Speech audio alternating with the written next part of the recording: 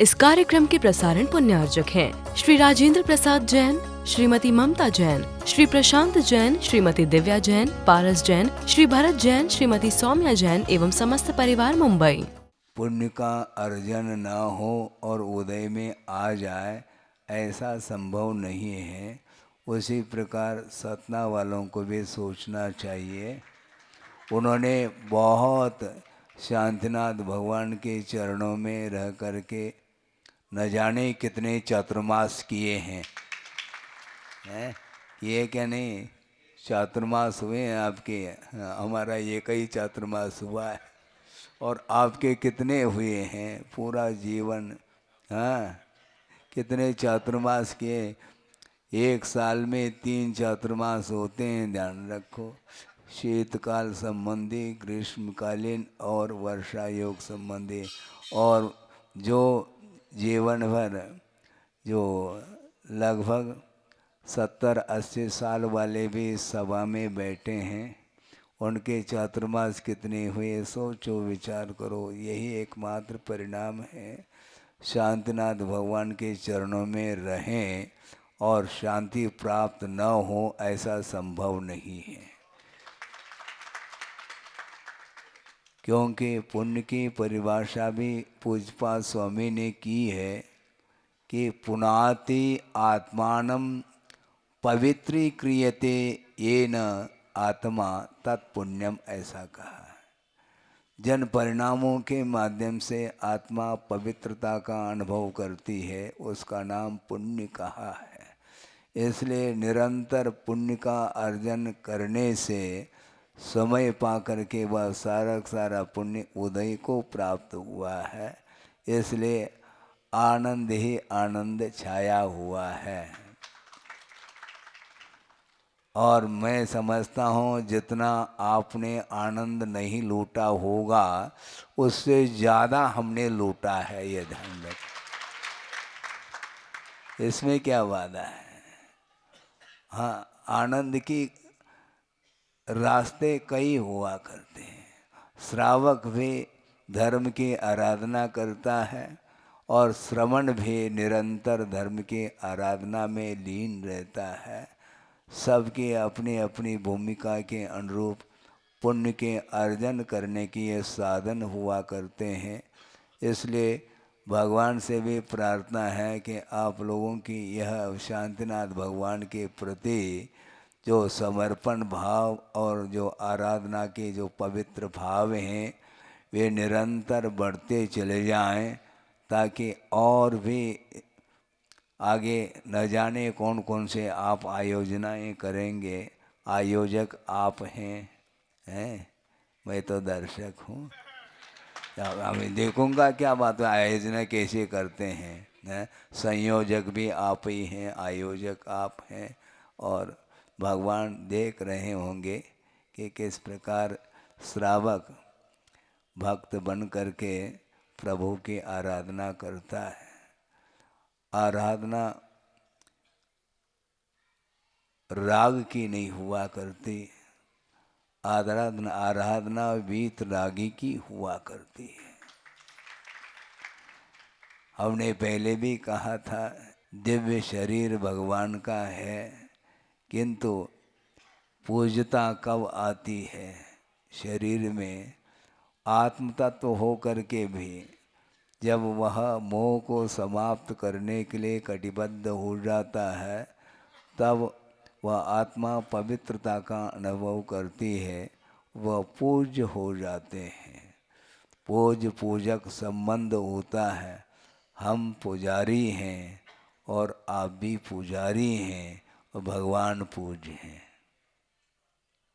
बिल्कुल, आप भी भक्त हैं तो मैं भी भक्त हूँ, अनन्य भक्त हूँ शांतिनाथ भगवान का मैं भी। इसमें क्या दो मत है क्या? कुछ है ही नहीं, दो राय नहीं इसमें। क्योंकि भगवान जब तक नहीं बनेगा तब तक वह भक्त ही माना जाता है, और जब तक भगवत पद की उपलब्धि न हो तब तक भगवान की आराधना हम करते रहें। आराधक बने, आराध्य बाद में बनेंगे। हाँ, पहला आराधक बनना और अपन भी आराधक, सब एक ही कैटेगरी में हैं। ये विवक्षा है आचार्यों की, विवक्षा है। भगवान के सामने सब भक्त हैं, श्रावक भी और श्रमण भी, दोनों भक्त के रूप में विद्यमान हैं। ये बात अलग है, श्रमण की आराधना भक्त करता है, ये अलग वस्तु, किंतु भगवान के सामने सब भक्त हैं। बिल्कुल। गणधर परमेष्ठी भी भक्त के रूप में पाए जाते हैं समोशरण में, और प्रभु 500 धनुष ऊपर बैठे हैं और उनके चरणों में सामान केवले भी विराजमान हैं, गणधर परमेष्ठी भी हैं, और अन्यान्य रिद्धिधारी मुनि महाराज आदिक विराजमान हैं, और चक्रवर्ती आदिक भी उनके चरणों में हैं, और इंद्रादिक भी उनके चरणों में बैठ करके दिव्य ध्वनि का पान कर रहे हैं। इस अपेक्षा से सारे के सारे भक्त माने जाते हैं। जब तक केवल ज्ञान न हो तब तक वह आराधक ही माना जाता है। केवल ज्ञान होने के उपरांत वो आराध्य माने जाते हैं। और तीर्थंकर भी जब दीक्षित होते हैं उस समय नमः सिद्धेभ्य करके केश लोच कर लेते हैं, और दिगंबरी दीक्षा वह स्वयं ही ले लेते हैं भगवान को साक्षी करके। सोचो, विचार करो, और साधना प्रारंभ होती है। किसी ने कहा गुरुदेव के सामने कि महाराज, साधना की क्या सीमा हो सकती है? तो गुरुदेव ने कहा, साधना की कोई सीमा नहीं, यदि है भी तो वह साध्य की उपलब्धि जब तक न हो तब तक साधना करते रहें, यही साधना की सीमा मानी जाती है। हाँ, प्रतीक्षा मत करो चातुर्मास की। चातुर्मास क्या वस्तु है? योग साधना करने के लिए श्रमण लोग निरंतर ध्यान में रहते हैं। उनको ध्यान है हमें करना क्या है, और आपको भी ध्यान होना चाहिए हमें क्या करना चाहिए। आप अपने कर्तव्य का पालन करें, और श्रमण भी अपने कर्तव्य का ही पालन करते हैं। कर्तव्यनिष्ठ होना चाहिए प्रत्येक व्यक्ति को। कर्तव्य से जो विमुख होता है उसका कल्याण संभव नहीं है। हाँ, आपका भी दायित्व है, तो श्रमण का भी अपना दायित्व होता है, गुरु का भी अपना दायित्व होता है, कर्तव्य होता है। और गुरुदेव ये कहना चाहते हैं, हमेशा कर्तव्य करते रहो और फल की इच्छा मत करो। निरपेक्ष भाव के साथ कर्म क्षय के उद्देश्य को लेकर के वो साधना करते हैं, और साधना करने की इच्छुक जो भव्य जीव आता है उसके लिए भी प्रशस्त मार्ग कर देते हैं। मार्ग को प्रशस्त बनाना आवश्यक है, क्योंकि कर्म के तीव्र उदय के कारण संसारी प्राणी पगडंडी ढूंढ लेता है, बाईपास। फिर बाईपास हो जाते तो बाईपास सर्जरी हो जाती उसकी। जो सन्मार्ग है उस मार्ग से ही हमें चलना है।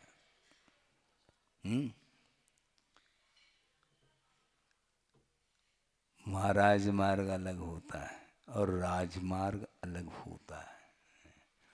आचार्य महाराज बार बार कहते हैं, राजमार्ग से नहीं जाते, हम महाराज मार्ग से चले जाते। पगडंडी ढूंढ लो और बस छोटे छोटे गांव वो चले जाते हैं, वहाँ पर धर्म प्रभावना करते रहें। शुरू में हमने सब देखा है। लगभग सागर पहुँचने के लिए 5 साल लग गए आचार्य महाराज को। 76 से लेकर के 80 तक सागर नहीं गए। कई बार सागर वाले आ गए, जबलपुर वाले भी आ गए, इंदौर वाले भी आ गए, देखेंगे देखेंगे कहते रहे। और छोटे छोटे गांवों में रह कर के, संग भी उनका उस समय बहुत छोटा था और धर्म ध्यान निरंतर चलता रहता था। वो भी दिन हमने देखा है, बहुत निकट रह कर के देखा है उनकी साधना को। वही संस्कार उनके निरंतर बढ़ते गए। सोचो, विचार करो, उस समय ज्ञान का, हम स्वयं की बात करना चाहते हैं, कोई विशेष विकास नहीं हुआ था, किंतु पद्धति यही है।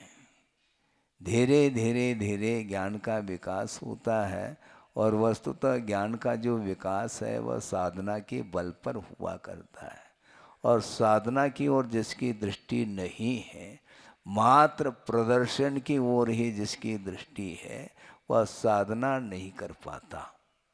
इसलिए उनका शुरू से ही संबोधन रहा कि प्रदर्शन नहीं होना चाहिए मोक्ष मार्ग में, क्योंकि प्रदर्शन के कारण आत्मा का दर्शन नहीं हो सकता। आप आत्मदर्शन करना चाहो, क्या प्रदर्शन करना चाहो? हमें आत्मदर्शन करना है तो शांतिनाथ भगवान की आराधना करो, अपने आप आत्मा का दर्शन हो जाएगा। शांति जो मिलती है, कई प्रकार की शांति है, शारीरिक अलग है, मानसिक शांति अलग है, किंतु आत्मिक शांति इन दोनों से भिन्न है। आत्मिक शांति को प्राप्त करने के लिए एकांत स्थान को चुनते हैं श्रमण लोग। ये छत्तेकांत संवासम निर्जने जनितादरः निज कार्य वशात किंचित वक्त्वा विस्मृति द्रुतम कहा। पूजपा स्वामी ने एकांत वास को चुन लेते हैं। निर्जने जनितादर, जहाँ पर कोई भी लोग नहीं है, ऐसे स्थान के प्रति आदर भाव व्यक्त होता है उनका। हम भीड़ चाहते हैं, भीड़ नहीं, नीड में रहो। हाँ, अपने नीड में रहो। भीड़ में आत्मा की आवाज़ सुनने में नहीं आती। चारों ओर कोलाहल है, शोरगुल है। हाँ, शोरगुल कब होता है मालूम है? जब शोर हो जाता है तो शोरगुल होता है। हाँ बिल्कुल। और उसमें आनंद का अनुभव करता है संसारी प्राणी। वो हमेशा शोरगुल में रहना पसंद करता है। और देहात के लोग भी सुन रहे हैं कि धीरे धीरे शहर की ओर पहुंच रहे हैं, किंतु शहर ठीक नहीं। जंगल में रहो शेर के बीच में, शहर की अपेक्षा। हाँ, और यही होता था। चतुर्थकाल आदिक में जो साधना करने वाले साधक होते थे, वो भीड़ को पसंद नहीं करते और सुदूर जा कर के साधना में लीन होते थे। प्रतिदिन अलग अलग स्थान में जा कर के, एकांत में स्थान में जा कर के वो आत्म तत्व का ध्यान करते थे। स्वरूप का क्या रूप है उसका अवलोकन करना चाहते हैं। ये वैराग के बिना, तीव्र वैराग के बिना ये संभव नहीं है। सारे पंचेंद्र के विषय जहाँ पर यत्र तत्र देखने में आते हैं, वहाँ पर बैठ करके ध्यान करना संभव नहीं है। एक बार मन में विकल्प आया और वह ये था कि तीर्थंकर उसी भव से मुक्त होंगे और दीर्घ साधना करने की क्षमता उनके अंदर है। उपसर्ग आदि को भी सहन करने की क्षमता उनके अंदर है।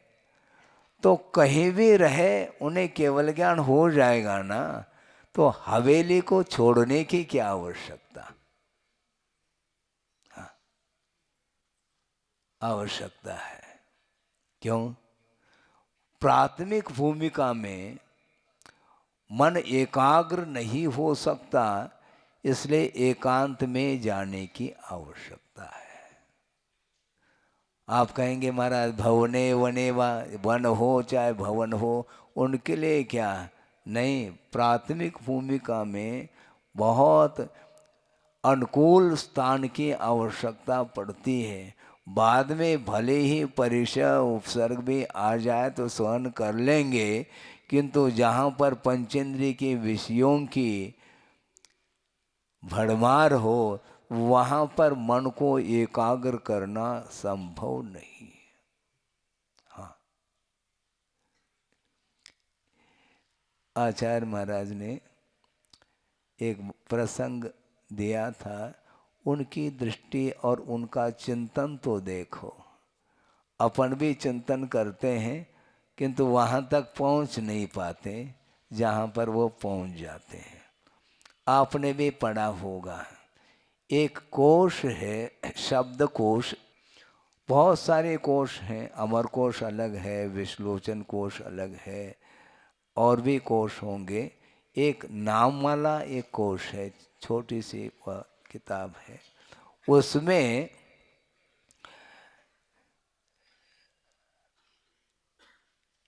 एक ही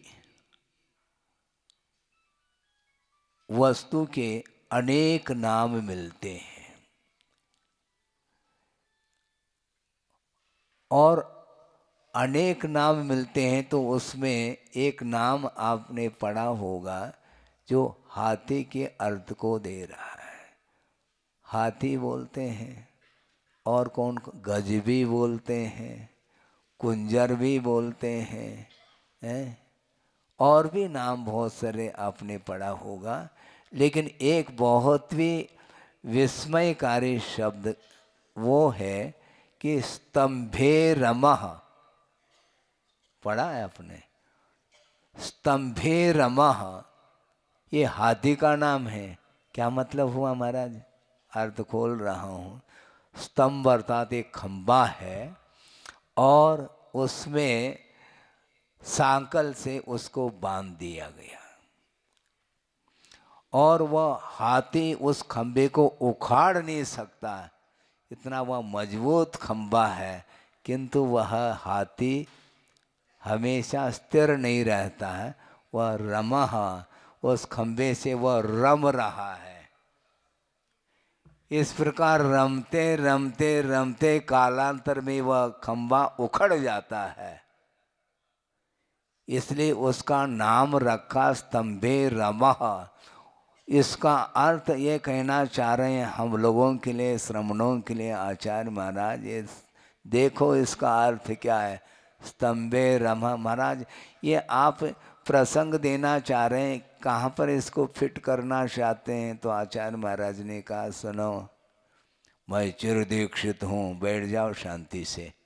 हाँ, लेकिन वह चिर दीक्षित भी क्यों ना हो, यदि विषयों से वह प्रभावित होगा तो धीरे धीरे धीरे धीरे वह रत्नत्रय रूपी खंबा उलट जाएगा, वो उखड़ जाएगा, ये ध्यान रखो, ये कहा था। इसलिए आचार्य कहते हैं साधना करना चाहो तो भीड़ में नहीं, नीड़ में आ जाओ, एकांत स्थान चुन करके। वह इससे ऐसा लगा कि तीर्थंकर भी भीड़ में रहना पसंद नहीं किया, और बिल्कुल एकांत में जा कर के वह ध्यान में लीन होते हैं। बाद में भले ही बड़े बड़े उपसर्ग और परिचय आ जाएं तो उसको जीत लेंगे, किंतु शुरुआत में है, आप जानते हैं, हाँ, सुगड़ी जो है ना, सुलगाते हैं, है? तो पहले जो है ना तेजी से हवा करोगे तो अग्नि बुझ जाएगी वो।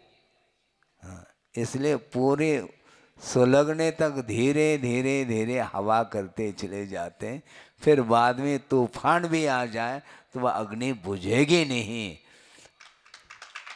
उसी प्रकार गुरुदेव का कहना है, ध्यान रखो। इसलिए प्रत्येक वर्ष वर्षा योग जो है ना, सिद्ध क्षेत्र अक्षय क्षेत्र में ही करते चले गए। वो बड़े बड़े जो महानगरी हैं, दिल्ली, कलकत्ता और बॉम्बे इत्यादि जो है ना, वहाँ पर कोई भी श्रवण की जो आवश्यक क्रियाएं हैं वे सुचारू रूप से शांति के साथ संपन्न नहीं हो सकती। इसलिए आगमकारों ने यही कहा है, जब तक जो है प्रौढ़ता नहीं आएगी तब तक बिल्कुल एकांत में रहो, हाँ, और अनेकांत की बात करो। बिल्कुल पक्की बात है। हाँ, अनेकांत के माध्यम से वस्तु तत्व का चिंतन हम तभी कर पाते हैं जब उसके योग्य वातावरण निर्मित हो जाता है, क्योंकि द्रव्य क्षेत्रादि का इतना जबरदस्त प्रभाव पड़ता है।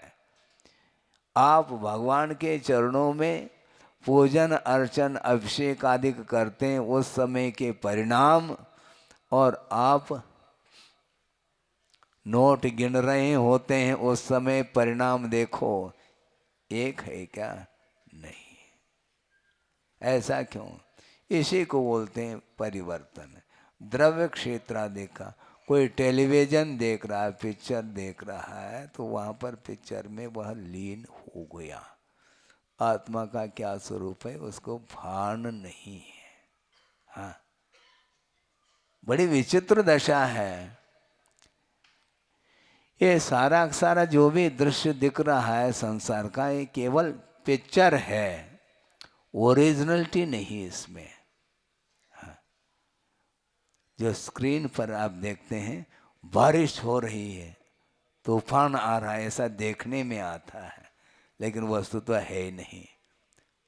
और सुना तो एक बुढ़िया थी बताते, और पिक्चर देखने के लिए वो गई, शायद हो सकता है पहली बार गई हो, और उस स्क्रीन पर जो है ना तूफान, बिल्कुल बारिश, धुआंधार बारिश हो गया, और वो दौड़ लगाती हुई बाहर चली गई। वो क्यों? छत पर कपड़े सूख रहे।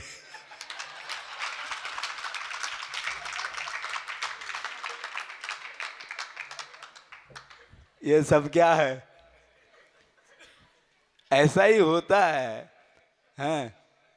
और वहाँ पर मान लो स्क्रीन पर दिखाया जा रहा है मिठाई की दुकान है, और छोटा बच्चा जो है ना परेशान कर रहा है, हमें लड्डू चाने। हाँ, लड्डू चाने। लड्डू बेटा घर में रखा है, वहाँ जाएंगे तब मिलेगा तुम्हें। इतने सारे तो लड्डू रखे हैं ना, वो लड्डू देखने में लड्डू हैं, ओरिजिनल नहीं है, आर्टिफिशियल है।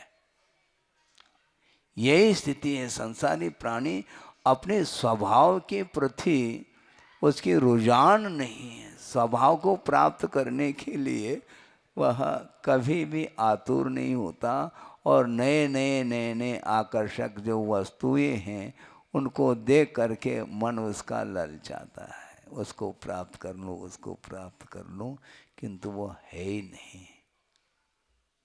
सोचो, विचार करो। और वो दौड़ लगा रही बुढ़िया, छत पर कपड़े सूख रहे हैं, और क्या इसको बोलते हैं? वस्तुतः संसार का जो स्वरूप है वह आत्मा का स्वरूप नहीं है। ये वैभाविक परिणमन इसी को बोलते हैं। ये अशुद्ध दशा है, शुद्ध दशा नहीं। एक दिन हमने बात रखी थी प्रवचन के दौरान, जो नवनीत है वह भी शुद्ध परिणति नहीं है। दूध की जो पर्याय हैं, बहुत सारे पर्याय हैं, दही भी हैं, छाछ भी हैं, नवनीत भी हैं, खोवा भी है, मावा भी है, सब कुछ है, किंतु घृत जो है वह शुद्ध दशा है। उसी प्रकार शुद्ध अवस्था को प्राप्त करना चाहो तो ये जो भी पर्यायें दिख रही हैं उससे आकर्षण बढ़ रहा है संसारी प्राणी का, तो नहीं होना चाहिए। मेरी पर्सनालिटी देखो बोलता है। हाँ, पर्सनालिटी क्या? आपकी पर्सनैलिटी क्या हम पूछना चाहते हैं? 80-90 केजी की हो सकता है कोई व्यक्ति, हाँ 100 किलो का भी हो सकता है। उठना बैठना नहीं हो रहा है, उसको क्रेन से उठाना पड़ रहा है।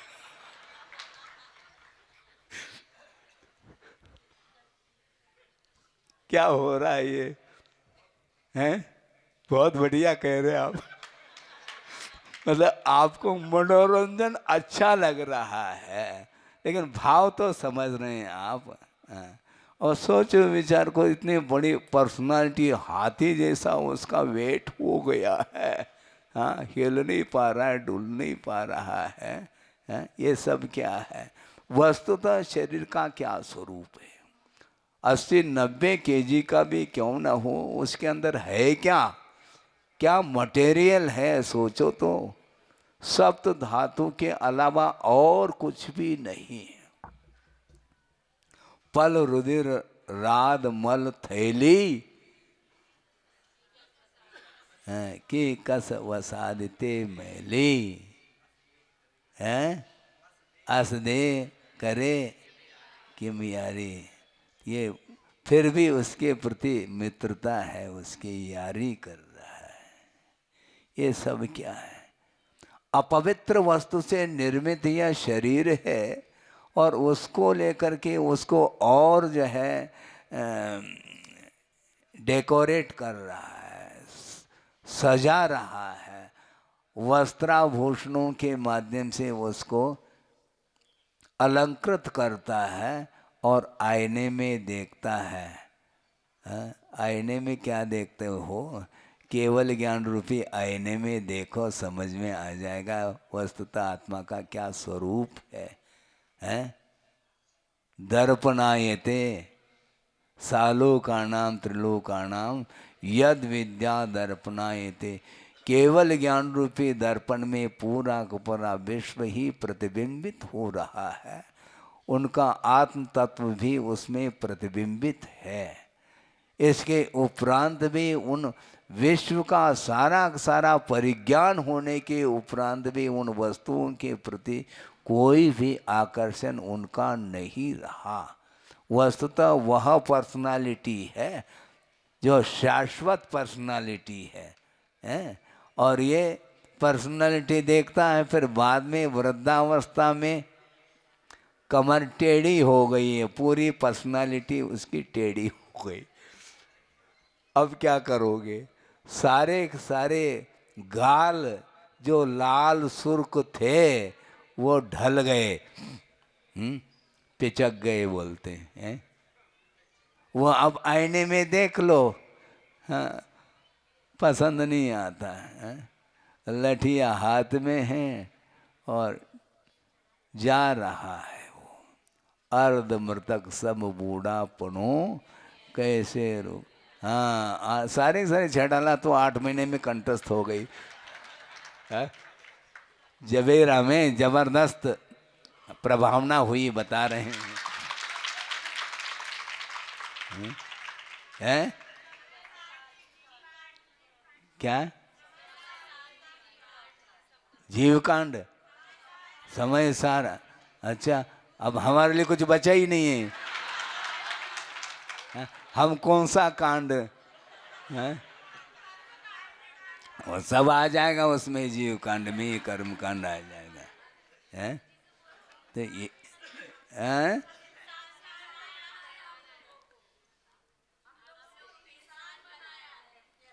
क्या बनाया? अच्छा, हाँ इंसान, सांड पर चढ़ाया होगा तभी तो इंसान बनता है वो। ठीक है, बहुत बढ़िया। बहुत कठिन है वस्तुतः। शरीर से द्रव्य कर्म, भाव कर्म, नो कर्म, इससे ऊपर उठना पड़ता है। 3 प्रकार के शरीर, उसके भीतर आत्मा बैठी है और उस शरीर को और वेष्टित कर रहा है वस्त्राभूषणों से, तो वह आत्मा दिखाई नहीं पड़त है। कैसे दिखाई देगी आत्म तत्व? बहुत कठिन है। अपवित्र शरीर के पीछे ये दौड़ लगा रहा है, आत्मा की पहचान नहीं हो पा रही, कौन कराए पहचान? और इस शरीर के प्रति ममत्व भाव होने के कारण इसकी रक्षा के पीछे रात दिन लगा हुआ है, और उसके माध्यम से कभी भी पुण्य का अर्जन नहीं हो सकता। शरीर के प्रति निरीह वृत्ति जब तक नहीं होगी तब तक वह पुण्य का संचय कर ही नहीं सकता। ये सिद्धांत है। इसलिए हम ज़्यादा नहीं कहना चाहते हैं, क्योंकि 8-8 महीने से ज़बरदस्त प्रभावना जब हुई है, अब भावना क्या है? हाँ।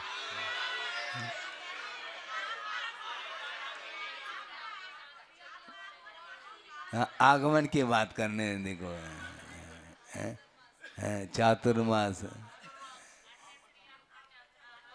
चातुर्मास बहुत हाँ बिल्कुल। वो एक के बाद ऋतु फिर कर आवे। हाँ, इसको पढ़ो पहला 12 भावना। जीव कांड तो पढ़ लिया, 12 भावना पढ़ो अब। हाँ? हाँ? प्यारी आयु ऐसी बीते पता नहीं पावे। हाँ, जीवन वस्तुतः यह जीवन चल रहा है। यह दीपक जिस प्रकार आपने जलाया है, किंतु दीपक जल नहीं रहा, प्रतिपल वह बुझने की ओर है।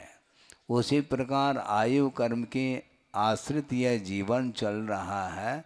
जिस समय उत्पन्न हुआ उसी समय बुझना।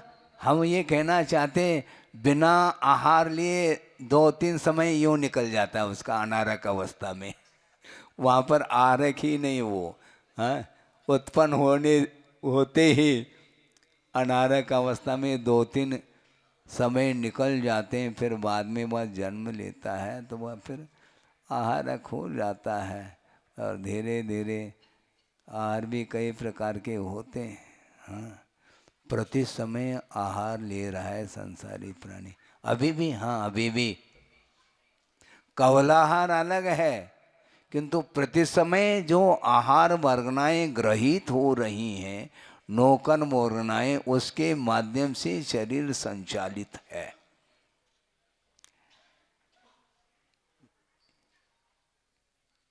नौकर्म वर्गनाएं यदि नहीं मिलती और सर्वांग से नौकर्म वर्गनाएं मिलती हैं। गुरुदेव ने ये कहा था, मान लो, सपोज के रूप में कहा था, सांस लेने के लिए मात्र स्थान रखा है रिक्त, और सारा सारा शरीर को पलस्तर जैसे बांध दिया जाए, फिर क्या होगा? क्योंकि रोम रोम से आहार वर्गनाएं ग्रहित हो रही हैं प्रति समय, उसके माध्यम से यह चल रहा है। इसके साथ साथ कवलाहार और अपेक्षित है। मात्र कवलाहार के द्वारा आपका शरीर टिका हुआ नहीं है। प्रति समय वातावरण में जो वर्गनाएं हैं वो ग्रहित होती रहती हैं, शुद्ध हवा आदि के माध्यम से श्वासोच्छ्वास की क्रिया चलती है, और रोम रोम से वो सारी वर्गनाएं ग्रहित हो रही हैं प्रति समय। यहाँ तक मैं कहना चाहता हूँ, 8 साल अंतर्मूर्त के उपरांत किसी ने केवल ज्ञान प्राप्त कर लिया और उसकी उम्र है एक पूर्व कोटि, तो एक पूर्व कोटि तक बिना कवलाहार के उनका शरीर कैसा टिका हुआ है? इसी से टिका हुआ है, बिना कवलाहार। और अकाल मरण होना नहीं, क्योंकि केवल ज्ञान हो चुका है।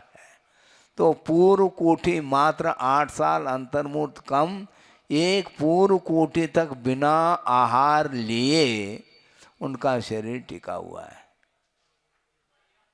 और हम और आप कवलाहार ले रहे हैं, उनके लिए कवलाहार की आवश्यकता नहीं। केवली कवलाहारी नहीं हुआ करते हैं। इसलिए ऐसा पुरुषार्थ करो कि कवलाहार छूट जाए। है बहुत कठिन है ये इच्छा, इसकी शांत नहीं होती। भोजन करने के लिए बैठा है और उसका चित्त कहाँ पर है? कहाँ पर है? नहीं, अंथों के लिए रखा है कि नहीं?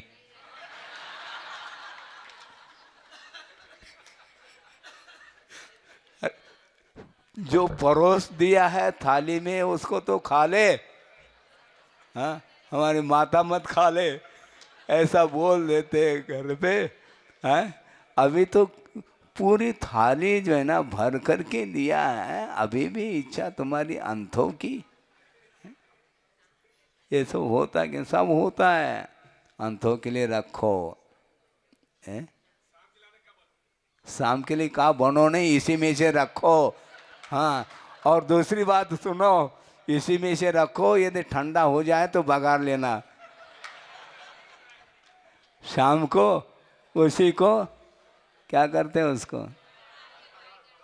बघार करके उसको कोई क्या क्या बोलते, कुछ बोलते हैं, जो भी बोलो। हाँ, हमें नहीं मालूम। हाँ, जीव कर्ण में आया होगा। है सुबह की रोटी उसको चूरा बना करके उसको वो कर लेते हैं, गर्म हो जाता है तो बस। तो ये स्थिति मतलब इसकी इच्छा शक्ति समाप्त नहीं होती, सामने होते हुए भी तृप्ति नहीं, और कल क्या परसों क्या इस प्रकार लगा रहता है। ये शरीर के पीछे लगा हुआ है। इसलिए आचार्य कहते हैं कि इसीलिए मन को केंद्रित करने के लिए जगत को शून्य करना पड़ता है। इसलिए स्तंभे रमा इस हाथी का उदाहरण दे दिया। अपने आप को मैं बहुत प्रौढ़ हूँ, हाँ चिरदीक्षित हूँ, अनेक प्रकार के विशेषण जोड़ लो, उससे कुछ नहीं होना है। होना क्या है? रत्नत्रय की आराधना करो, हाँ, दिन मत गिनो। इस कार्यक्रम के प्रसारण पुण्यार्चक थे श्री राजेंद्र प्रसाद जैन, श्रीमती ममता जैन, श्री प्रशांत जैन, श्रीमती दिव्या जैन, पारस जैन, श्री भरत जैन, श्रीमती सौम्या जैन एवं समस्त परिवार मुंबई।